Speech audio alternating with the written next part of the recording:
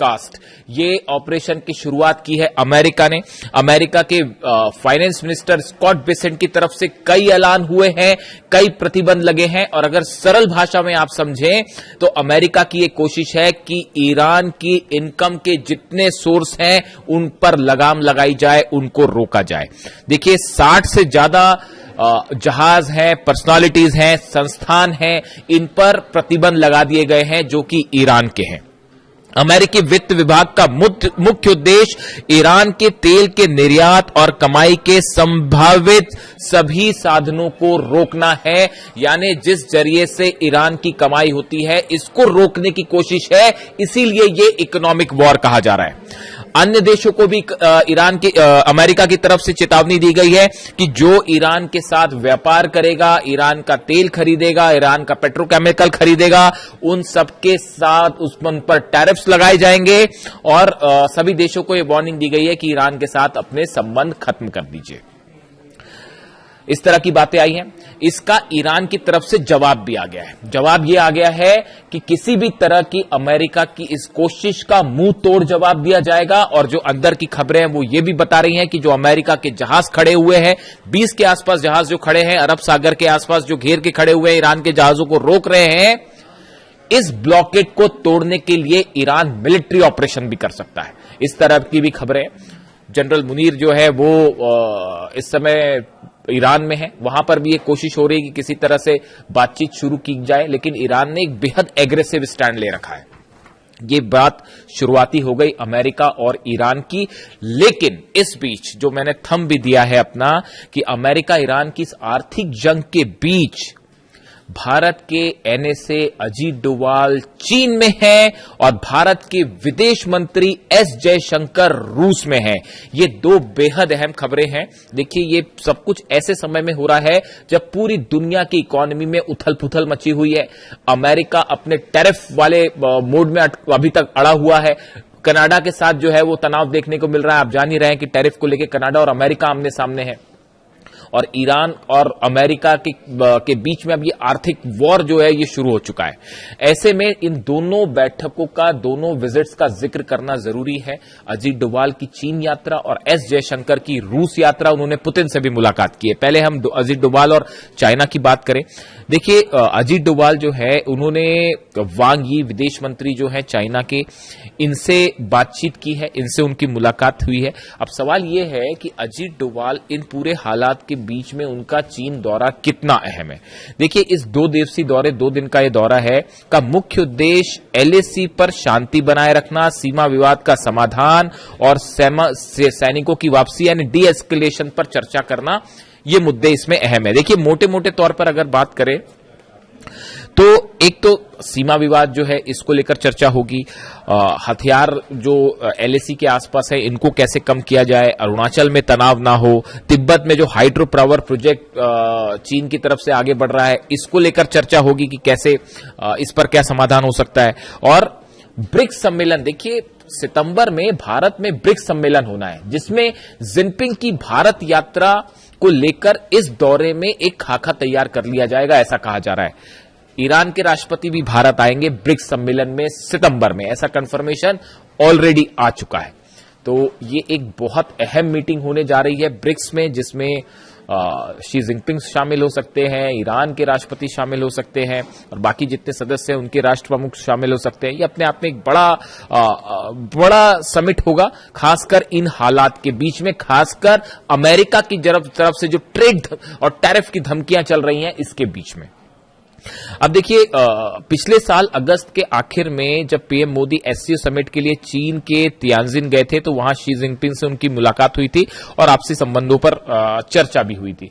पिछले कुछ समय में आप देखें तो कई मंच ऐसे हैं एससीओ समिट में भी जहां पर भारत ने ईरान का साथ दिया है, यूनाइटेड नेशंस में भी, एससीओ समिट में भी, और जहां तक मुझे याद है एससीओ समिट में तो भारत ने ईरान की जो है वो खुलकर साथ दिया था। इस जंग जो हमले हुए थे उसका विरोध किया था भारत ने, ईरान पर जो हमले हुए थे। यानी एक तरफ विजिट अजीत डोवाल साहब की जो चीन की है वो भारत और चीन के रिश्ते आने वाले समय में कैसे होंगे इसको लेकर बेहद अहम है।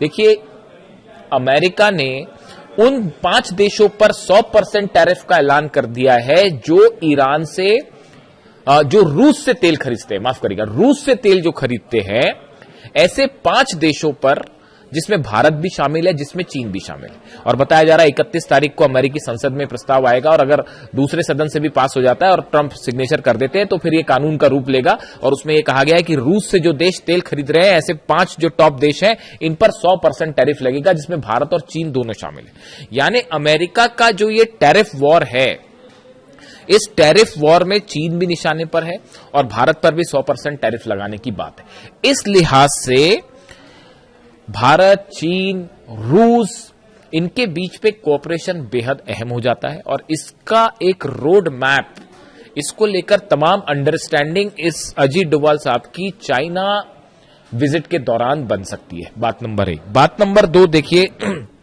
अभी 22 अगस्त की खबर है, पनामा फ्लैग का एक जो जहाज था वो भारत के करीब डूबने लगा, बंगाल की खाड़ी के पास वो डूबने लगा। ऐसे में उसमें कई चीनी नागरिक भी सवार थे। जैसे ये खबर आई, स्ट्रेस सिग्नल भेजा गया, भारत के नेवी ने ऑपरेशन शुरू किया वहां पर और कई चीनी नागरिकों को उसमें बचाया गया और जो लापता है उनकी तलाश जारी है। जिस तरीके से भारत ने ऑपरेशन किया है उससे चीन में एक अच्छा संदेश गया, मतलब चीन का कई ग्लोबल टाइम्स वहां का जो एजेंसी है उसने भी और तमाम अधिकारियों ने भी भारत की सेक्शन की तारीफ की कि उन्होंने चीनी नागरिकों की जान बचाई, तो एक ठीक मैसेज गया। यानी आप देखिए पूरी दुनिया में जो इकोनॉमिक समीकरण है वो तेजी से बदल रहे हैं। ऐसे में डोभाल साहब की जो चीन यात्रा है ये बेहद अहम है, बेहद इंपॉर्टेंट है, जो आने वाले दिनों में भारत और चीन के संबंध कैसे हो और किस दिशा में आगे बढ़ रहे हैं इसको तय करने में बेहद अहम भूमिका निभाएगी। और खासतौर पर यह तय होगा कि जिनपिंग ब्रिक्स सम्मेलन में भारत आएंगे नहीं आएंगे, और आते हैं तो किन मुद्दों पर चर्चा होगी, वगैरह वगैरह। इसी बीच दूसरी अहम खबर जो है कि एस जयशंकर, भारत के विदेश मंत्री, वो मॉस्को की यात्रा पे हैं और वहां पर उन्होंने रूस के राष्ट्रपति व्लादिमीर पुतिन से मुलाकात की। इसकी तस्वीरें भी सामने आई हैं और इस दौरान बताया जा रहा है कि कई बड़े एजेंडे हैं, खास तौर पर व्यापार, ऊर्जा, ऑयल, इन तमाम मुद्दों पर रूस के साथ चर्चा हुई है। और ये सब कुछ कब हो रहा है? जब ईरान के खिलाफ अमेरिका ने इकोनॉमिक वॉर छेड़ दी है। ऐसे में ऑयल, भारत रूस से तेल ले रहा है जिस पर लगातार अमेरिका की तरफ से आपत्ति जताई जा रही है। इसी को लेकर जो है वो टैरिफ का ऐलान है। भारत ने अपना स्टैंड साफ कर रखा है कि जो भारत के नेशनल इंटरेस्ट में होगा वही कदम भारत आगे उठाएगा, उसी के मुताबिक फैसले लिए जाएंगे, ये भारत की तरफ से साफ है। अब देखिए, अगर आप इस ग्लोबल सिचुएशन को देखें, खासतौर पर मिडिल ईस्ट में और ऑयल को लेकर और अमेरिका के टैरिफ्स को लेकर, देखिए कनाडा और अमेरिका के बीच में भी जो टैरिफ वाली वार्ता थी वो फेल हो गई और वहां के दोनों नेताओं के बीच में, ट्रंप के बीच में और उनके बीच में जो है कार्नी के बीच में लगातार ऐसे बयान आए हैं जो बेहद ज्यादा चिंता पैदा करने वाले हैं। यानी आप देखिए कि ये एक ऐसी भूमिका बन रही है जो एनालिस्ट बता रहे हैं कि पिछले कुछ दिनों में जो ऑपरेशन अमेरिका ने किए ईरान के खिलाफ, फौजी ऑपरेशन, मिलिट्री ऑपरेशन, वो फेल हो गए। यानी अमेरिका अपने मिलिट्री उद्देश्यों को पूरा नहीं कर पाया। ये बात अब सीनेट में भी कही जा रही है, उस पर मैं अलग से चर्चा करूंगा साहब। सीनेट के कई सदस्य ये कह रहे हैं, अमेरिकी संसद के सदस्य कह रहे हैं कि अमेरिका की ये जो जंग थी उसमें ईरान जीत गया है। इस तरह की बातें अमेरिका की संसद में हो रही हैं। यही बात मैंने 28 तारीख को इसी प्लेटफॉर्म से कही थी जब अली खामेनी साहब की शहादत हुई थी। और उनकी शहादत के बाद जो पहला वीडियो मैंने बनाया था उसमें इसी जगह से, इसी प्लेटफॉर्म से मैंने आपको ये बात कही थी 5 महीने पहले कि इस जंग में ईरान की जीत होगी, अमेरिका ईरान को नहीं हरा पाएगा। और आज ये बात कहां कही जा रही है? अमेरिका की संसद में कही जा रही है। मेरे ऊपर तमाम सवाल उठाए गए कि आप के दावे सही नहीं होंगे, आप जो है वो ईरान को फेवर करते हैं, ऐसे तमाम एलिगेशन मुझ पर लगे कि आप जो है वो बढ़ा चढ़ा के पेश कर रहे हैं ईरान की ताकत को, अमेरिका इतना पावरफुल है, हरा देगा, ऐसे तमाम बातें हुई। लेकिन आज 5 महीने बाद जब अमेरिका की संसद में वहां के सेनेटर इस तरह की बात करते हैं कि इस जंग में तो ईरान भारी पड़ गया अमेरिका के ऊपर, यही बात हमने 5 महीने पहले हमने इसी मंच से कही थी और आज देखिए वो बात सच साबित हो रही है। इन हालात के बीच में एक जबरदस्त इकोनॉमिक प्रेशर अब पूरी दुनिया में देखने को मिल रहा है, इसका बड़ा असर होगा। उस पर भी अलग से चर्चा होगी। ये जो इकोनॉमिक वॉर अमेरिका ने छेड़ा है ईरान के खिलाफ, हॉर्मूज से कल सिर्फ एक जहाज निकला, आपको पता है। हॉर्मूज से अब तक तो ये हाल है कि पहले मतलब दोनों, ईरान ने भी उधर से ब्लॉकेट कर रखा है, अमेरिका ने भी ब्लॉकेट कर रखा है, लेकिन कुछ कुछ जहाज निकल रहे थे। लेकिन कल ये पहला मौका है ऐसा जब सिर्फ एक जहाज हॉर्मूज से पार हुआ है। हालांकि चीन के कुछ जहाज परसों निकलने की खबर थी, लेकिन कल सिर्फ एक जहाज निकला। आप समझिए कि इसका ग्लोबल ऑयल एनर्जी सेक्टर पर कितना बड़ा असर होने जा रहा है। बाबल मंदेब भी बंद है, वहां हूती लगातार हमले कर रहे हैं, बाबल मंदेब बंद है, हॉर्मूज बंद है। इसी बात के लिए रूस आगाह कर रहा था अमेरिका को कि ईरान के साथ इस जंग में आप उलझ रहे हैं, इसका असर हॉर्मूज भी बंद होगा, बाबल मंदेब भी बंद होगा और बड़े स्तर पर इकोनॉमिक क्षति होगी। ऐसे में ब्रिक्स सम्मेलन बेहद अहम होने जा रहा है। अब इस बात पर नजर होगी कि रूस के बीच में, चीन के बीच में, भारत के बीच में और ईरान को लेकर आगे क्या फैसले होते हैं, क्या ब्रिक्स मजबूत होता है और एक ऐसी सिचुएशन में पहुंचता है जहां वो इंटरनेशनल इकोनॉमी में एक बड़ा गोल सेट कर सके। ऐसा होता है तो ब्रिक्स के सारे सदस्यों को इससे बड़ा फायदा होगा। इसीलिए अजीत डोभाल साहब की चाइना विजिट और जयशंकर साहब की रशिया विजिट बेहद अहम है, ना सिर्फ बायलेटरल बल्कि पूरे इलाके के लिए अहम है। इसमें कई चीजें तय होंगी।